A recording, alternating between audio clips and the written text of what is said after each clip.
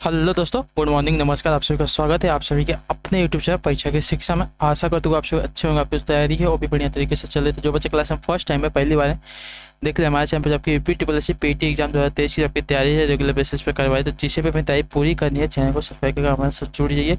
बाकी अगर क्लास के समय की बात करें, क्लास का समय का जो है देख लीजिए, जीके जीएस की जो क्लासेस आती हो डेली आपको जो है 10 बजे देखने को मिलती है। रीजनिंग और मैथ्स की जो क्लास है आपको दोपहर को 3 बजे, और जो हिंदी की क्लास है जनरल अवेयरनेस के साथ आपको शाम को 7 बजे हमारे चैनल पर जो है देखने को मिलती है। तो यही हमारे क्लासेस का जो शेड्यूल है।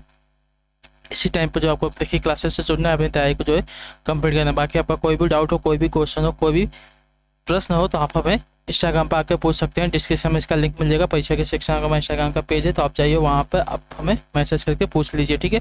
बाकी पीडीएफ अगर आपको चाहिए तो पीडीएफ पे हमारे टेलीग्राम का चैनल है, परीक्षा की शिक्षा नाम का, डिस्क्रिप्शन में इसका लिंक मिल जाएगा आपको उसी के नीचे। तो जाइए डाउनलोड कीजिए, वहाँ पर जुड़िए आप हमारे चैनल से, और वहाँ पर जो पीडीएफ है उसको डाउनलोड कीजिए, अपनी तैयारी को जो है कंप्लीट करेंगे, ठीक है। तो चलेंगे क्लास स्टार्ट करेंगे। स्टार्ट करने से पहले जिसने क्लास को अभी तक लाइक नहीं किया, क्लास को एक लाइक कर दीजिए, क्लास को अपने दोस्तों के साथ शेयर कर दीजिए, ठीक। तो चलेंगे क्लास स्टार्ट करेंगे। एक एक क्वेश्चन का ध्यान से देखते हुए और उत्तर देते हुए चलेंगे, ठीक है। क्वेश्चन नंबर 1 क्या दिया गया है? पहले जैन तीर्थकर कौन थे, बताइए। पहले जैन तीर्थकर की बात कर रहे हैं, कौन थे? महावीर थे, ऋषभ थे, पार्श्वनाथ थे, या पद्म ब्राह्म थे, कौन थे?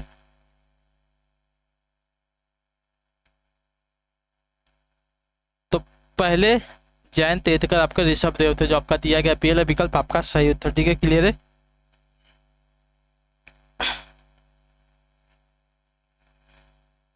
और महावीर की बात करें तो महावीर स्वामी जो आपके देखिए 24वें थे। पार्श्वनाथ की बात, पार्श्वनाथ आपके 23वें थे, ठीक है। क्लियर है यहाँ तक। अगले क्वेश्चन बढ़ेगा आपका, देखेंगे दूसरा नंबर है, उत्तर देंगे सही उत्तर का। ध्यान से देखिएगा, बताइएगा, ठीक है। अशोक के आक्रमण के दौरान कलिंग की राजधानी कौन सी थी, बताइए। अशोक के आक्रमण के दौरान जो है कलिंग की राजधानी कौन सी थी, यानी कि पूर्वी प्रांत की पूछ रहा है, ठीक है।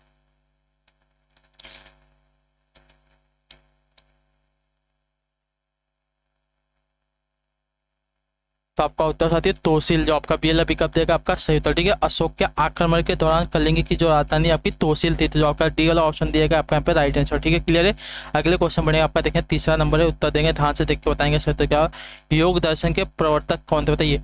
योग दर्शन के प्रवर्तक की बात कर रहे हैं, कौन थे साथियों? इसका सही उत्तर क्या हो जाएगा? महर्षि जैमिनी थे, स्वामी रामदेव थे, महर्षि पतंजलि थे, या महर्षि अरविंद थे, कौन थे? तो देखिए योग दर्शन की बात करें तो आपका महर्षि पतंजलि थे, जो आपका दिया गया यहाँ पे सी वाला ऑप्शन तीसरे पे आपका सही उत्तर, ठीक है। क्लियर है। अगले क्वेश्चन बढ़ेगा आपका, देखें चौथा नंबर बताने की कोशिश करेंगे सही उत्तर क्या होगा। पूछा गया आपका अमीर खुसरो जिन्होंने कव्वाली का पिता एवं भारत का तोता भी कहा जाता है, किसके दरबार में दरबारी कवि थे, बताइए। अमीर खुसरो की बात करें, अमीर खुसरो जिन्हें कव्वाली का पिता एवं भारत का तोता भी कहा जाता है, मतलब तूतीय हिंद, किसके दरबारी कवि थे साथियों? इसका सही उत्तर क्या हो जाएगा? तो आपका राइट आंसर साथियों अलाउद्दीन खिलजी का, जो आपका दिया गया यहाँ पे डी वाला ऑप्शन आपका सही उत्तर, ठीक है। क्लियर है यहाँ तक। अमीर खुसरो ने देखिए 8 सुल्तानों का काल देखा है, याद रखिएगा, ठीक है। लेकिन वे अलाउद्दीन खिलजी के जो है दरबारी कवि थे। अमीर खुसरो जो है मुस्लिम कवि थे, परंतु हिंदी के शब्दों का खुलकर जो है प्रयोग करते थे, इसलिए इन्हें देखिए जो आपका क्या बोलते हैं तूतीय हिंद कहा जाता है, ठीक है। इन्होंने हिंदवी और फारसी को एक साथ किया और खड़ी बोली का जो है जन्म दिया था इन्होंने। अगले क्वेश्चन बढ़ेगा आपका, पांचवा नंबर उत्तर देंगे सर। तो क्या पूछा गया, ध्यान से देखिएगा, बताइएगा। इनमें से कौन सा मुगल बादशाह शराब को छूता तक नहीं था, बताइए।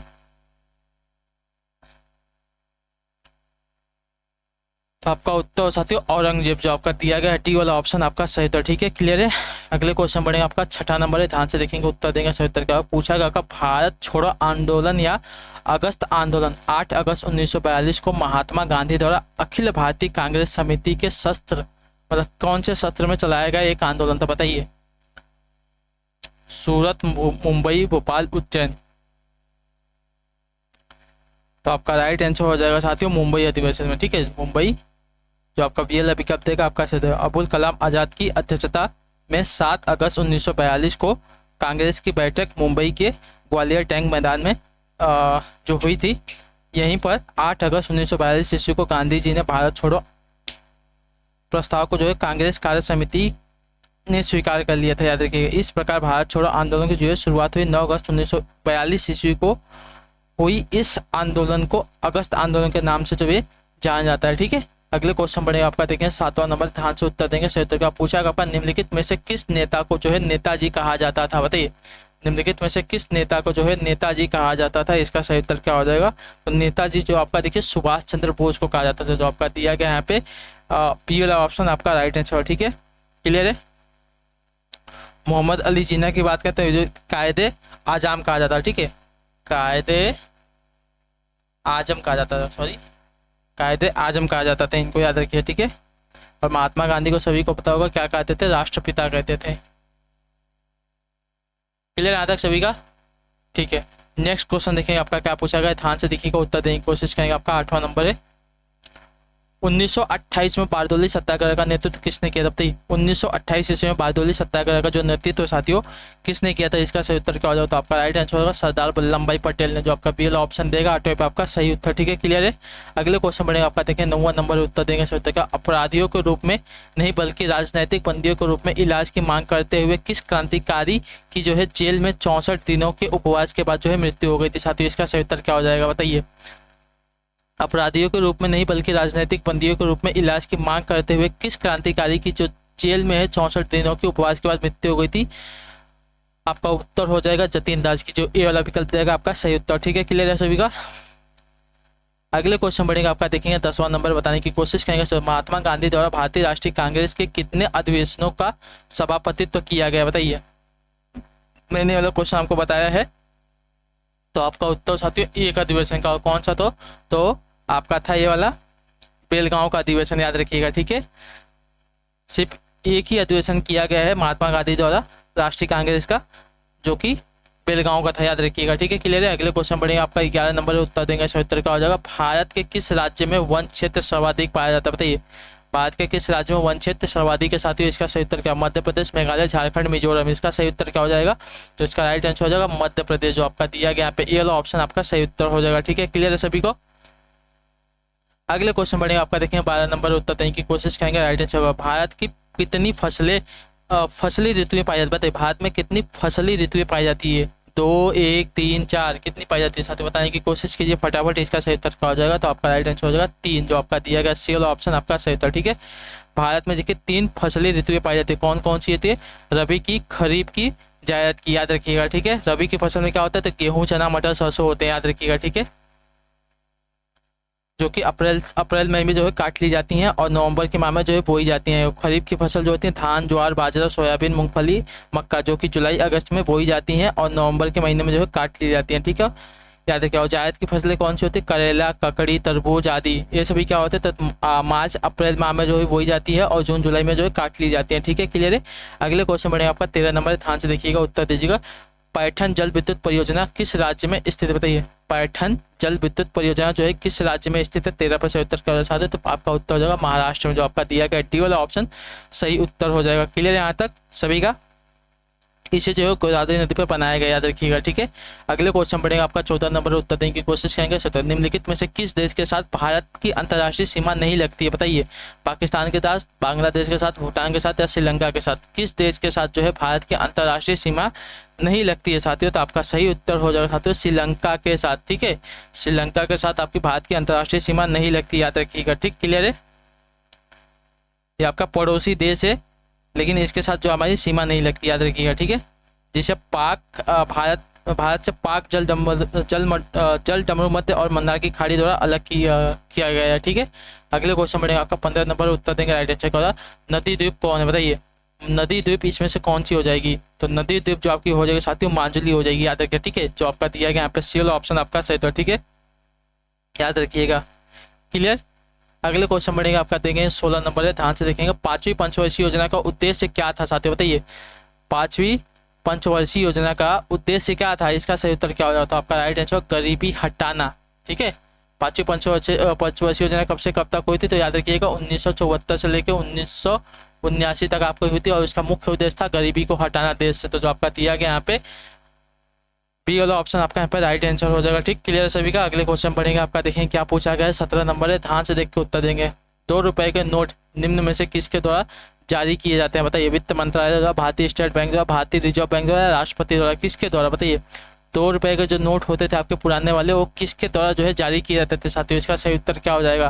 तो इसका राइट आंसर होगा भारतीय रिजर्व बैंक द्वारा, जो आपका दिया गया यहाँ पे सी वाला ऑप्शन 17 पे आपका सही उत्तर हो जाएगा। ठीक, क्लियर है। इन नोटों पर जो है रिजर्व बैंक इंडियन के गवर्नर के हस्ताक्षर होते हैं, याद रखिएगा। ठीक, नेक्स्ट क्वेश्चन आपका है 18 नंबर, ध्यान से देख के उत्तर देंगे। 18 पे से उत्तर, निम्न में से कौन सा कर जो है केंद्रीय सरकारें एकत्रित करती है? बताइए, निम्नलिखित में से कौन सा जो कर है केंद्रीय सरकार एकत्रित करती है साथियों? 18 पे सही उत्तर क्या हो जाएगा? तो आपका राइट आंसर हो जाएगा आपका सीमा कर। ठीक है, सीमा कर जो है आपका देखिए केंद्रीय सरकार एकत्रित करती है, याद रखिएगा। ठीक, क्लियर है। बाकी भू राजस्व कर, मनोरंजन कर और बिक्री कर कौन एकत्र करता है? तो राज्य सरकार करती है, याद रखिए। ठीक, अगले क्वेश्चन बढ़ेंगे, ध्यान से देखेंगे, उत्तर देंगे। 19 नंबर है, बताने की कोशिश करेंगे। घाटे के बजट की पूर्ति कैसे की जाती है? बताइए, घाटे की बजट की जो पूर्ति है साथियों कैसे की जाती है? इसका सही उत्तर क्या हो जाएगा? तो आपका राइट आंसर हो जाएगा उपयुक्त में से किसी भी अथवा किसी भी प्रकार से। ठीक है, मतलब प्रत्यक्ष कर बढ़ाकर अप्रत्यक्ष कर को प्रत्यक्ष कर को बढ़ाकर अप्रत्यक्ष कर को बढ़ाकर नोट छापकर। ठीक है, तो जो अब तीनों दिए गए हैं आपके यहाँ पे राइट आंसर, उपयुक्त में से किसी भी अथवा सभी प्रकार से। ठीक है, घाटे के बजट की पूर्ति कैसे की जाती है? तो प्रत्यक्ष कर को बढ़ाकर अप्रत्यक्ष कर को बढ़ाकर नोटों को छापकर। क्लियर। अगले क्वेश्चन बढ़ेंगे, आपका 20 नंबर है, उत्तर देंगे सहित का। भुगतान संतुलन पद संदर्भित करता है क्या? बताइए, भुगतान संतुलन पद संदर्भित करता है क्या साथियों? 20 पे सही उत्तर क्या हो जाता है? आपका राइट आंसर आयात तथा निर्यात के मध्य अंतर को जो आपका दिया गया, ये वाला ऑप्शन आपका राइट आंसर। ठीक है, क्लियर। यहाँ तक भुगतान संतुलन क्या करता है? तो आयात तथा निर्यात के मध्य के अंतर को। क्लियर है। किसी भी देश का भुगतान जो है शेष एक निश्चित अवधि में उसके शेष विश्व के साथ मौद्रिक सौदों का लेखा होता है, याद रखिएगा। यह 2 खंडों में विभाजित होता है, चालू खाता और पूंजी खाता। चालू खाते में दृश्य और अदृश्य मदों के व्यापार का लेखा होता है, जबकि पूंजी खाता विनियोग एवं अन्य पूंजी प्रवाहों का जो है लेखा होता है, याद रखिएगा। ठीक है, तो भुगतान संतुलन क्या होता है आपका? तो आयात मतलब भुगतान संतुलन पद संदर्भित करता है क्या? तो आयात तथा निर्यात के मध्य के अंतर को, याद रखिए। ठीक है, अगले क्वेश्चन में 21 है, ध्यान से देखेंगे, उत्तर देंगे। किसी विधानसभा में भारत के संविधान के अनुसार कम से कम और अधिक से अधिक कितने सदस्य हो सकते हैं? बताइए, किसी विधानसभा की बात कर रहा है, किसी विधानसभा में जो है भारत के संविधान के अनुसार कम से कम और अधिक से अधिक कितने सदस्य हो सकते हैं साथियों? विधानसभा की बात करें, याद रखिए। ठीक है, तो इसका सही उत्तर हो जाएगा साथियों आपका कम से कम 60 और अधिक से अधिक 500, जो आपका दिया गया यहाँ पे टी वाला ऑप्शन आपका सही उत्तर हो जाएगा। ठीक, क्लियर है सभी को। अगले क्वेश्चन पढ़ेंगे, आपका 22 नंबर है, ध्यान से देखेंगे, उत्तर देंगे सही उत्तर क्या? ध्यान से देखिएगा, उत्तर दीजिएगा। ठीक है, भारतीय राज्यों में मुद्रा बिल होने के लिए एक बिल को कौन प्रमाणित करता है साथियों? बताइए, 22% का भारतीय राज्यों में मुद्रा बिल। ठीक है, भारतीय राज्यों में मुद्रा बिल होने के लिए एक बिल को कौन प्रमाणित करता है साथियों? 22 पे सही उत्तर क्या हो जाएगा? ध्यान से देख के उत्तर दीजिएगा, बताने की कोशिश करेंगे सही से उत्तर क्या हो जाएगा। तो इसका राइट आंसर आपका हो जाएगा साथियों राज्य विधानसभा का अध्यक्ष, जो आपका ये वाला ऑप्शन दिएगा आपका राइट। ठीक है, केंद्र में मुद्रा बिल होने के लिए किसी बिल को लोकसभा अध्यक्ष या राज्य में मुद्रा बिल होने के लिए किसी बिल को राज्य का विधानसभा अध्यक्ष जो है प्रमाणित करता है, याद रखिएगा। ठीक है, विधानसभा अध्यक्ष का चुनाव जो है लोकसभा अध्यक्ष के चुनाव की भांति ही विधानसभा की पहली बैठक में होता है, याद रखिएगा। ठीक है, नेक्स्ट क्वेश्चन आपका है 23 नंबर, ध्यान से देखेंगे, उत्तर देंगे सर। पंचायती राज व्यवस्था के तहत ग्राम सभा के सदस्य कौन है? बताइए, पंचायती राज व्यवस्था के तहत ग्राम सभा के सदस्य कौन है साथियों? 23 पे सही उत्तर क्या हो जाए? तो आपका राइट आंसर होगा पंचायत क्षेत्र में मतदाता के रूप में पंजीकृत सभी वयस्क सदस्य, जो आपका दिया गया यहाँ पे सी वाला ऑप्शन आपका राइट आंसर हो। ठीक है, पंचायती राज व्यवस्था के तहत ग्राम सभा के सदस्य कौन होते हैं? तो पंचायत क्षेत्र में मतदाता के रूप में सभी पंजीकृत वयस्क सदस्य होते हैं, तो जो आपका दिया गया सी वाला ऑप्शन आपका यहाँ पे राइट आंसर। ठीक है, क्लियर है यहाँ तक सभी का?